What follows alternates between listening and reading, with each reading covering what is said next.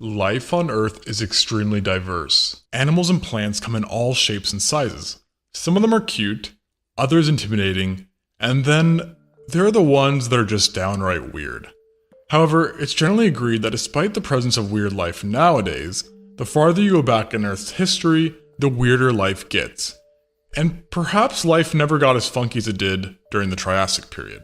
This time period saw a whole host of wacky and bizarre life forms, including the Atopodentatus and a variety of odd archosaurs.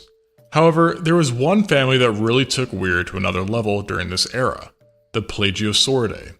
This was a family of primitive amphibians that underwent extremely unique changes. Changes that saw them essentially turn into flattened carnivorous pancakes?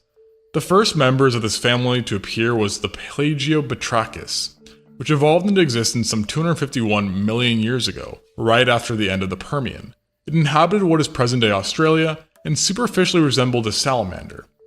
Being the first member of the Plagiosaurs, it was the most tame when it came to its appearances. It was indeed still somewhat flat, but not proportionally so, as its body was quite narrow. This allowed it to be agile while swimming, but hunting and surviving was still difficult during this time, so in order to make life easier, the next plagiosaur to appear, known as the Plagioscutum, was broader and flatter in order to better camouflage. And this trend of becoming broader and flatter continued as each new plagiosaur emerged, with the family eventually reaching peak flatness with the final and most well-known plagiosaur, the Gerrothorax. The Gerrothorax emerged during the Middle Triassic and pushed flatness to a whole new level. It wasn't the first plagiosaur to be remarkably thin, as its preceding relative, the Megalothalma, was also extremely flat. However, Gerrothorax is by far the most well-known plagiosaur for being flat like a pancake, and has been paleontologists' main source of information when it comes to plagiosaurs. It was a small amphibian, only reaching around 1 meter or 3.3 feet in length, yet even at this very short length, it was still many magnitudes longer than it was tall.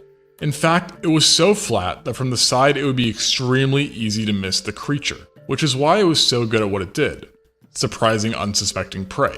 It is presumed that like many plagiosaurs, the Gerrothorax would have laid in the bottom of a river, or lake, submerged under a fine layer of mud and sand, while patiently waiting for an animal to swim overhead. And once it saw an animal was above, it struck.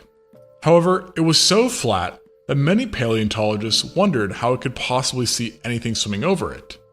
The answer to that is that like most animals, it had eyes. However, unlike most animals, the eyes were situated on top of its broad head. This way it could be laying completely horizontal and still have a clear view of what was swimming overhead. And the oddities of this amphibian didn't end here, as along with its pancake-like body and eyes on top of its skull, it also had a seriously strange bite. Most animals, including humans, take bites by lowering the bottom part of their jaws. Yet the Gerrothorax and other plagiosaurs for that matter, took bites in the opposite fashion, opening the top half, kind of like lifting up a toilet lid. This also meant that when it struck at a prey, its eyes were facing backwards, and since it wouldn't be able to see the prey when it was going for a kill, some paleontologists think that the plagiosaurs were suction feeders, because this way they didn't need pinpoint accuracy, although this is conjecture and still not 100% certain. With all the weirdness the Gerrothorax and other plagiosaurs had, it may come as a surprise that they were highly successful, as their strange traits were actually very useful for both hiding from danger and acquiring food, and they were further aided by their alarmingly tough bony armor. It is known from specimens that the bones of Gerrothorax and other plagiosaurs were highly ossified, which indicates to paleontologists that they were covered in armor, which was reminiscent of chainmail, as one paleontologist put it. Additionally, plagiosaurs possessed internal gills, meaning that they were further protected from external forces. This also meant that they were better at adapting to a wide range of environments, giving them a huge advantage. And the success of plagiosaurs was reflected in the evolutionary stasis the Gerrothorax experienced. In other words, paleontologists noted that through its existence, it did not go through that many evolutionary changes, which indicates that the carnivorous pancake body plan was actually quite a well-developed design. The success of the odd plagiosaurs is also reflected by the survival time of the last member.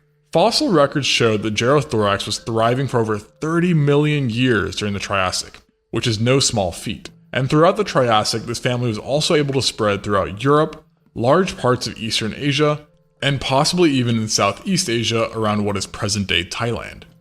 Yet despite their sturdy nature and their wide range, the plagiosaurs were not able to withstand all that Mother Nature had to throw at them, as by the end of the Triassic, no plagiosaurs remained.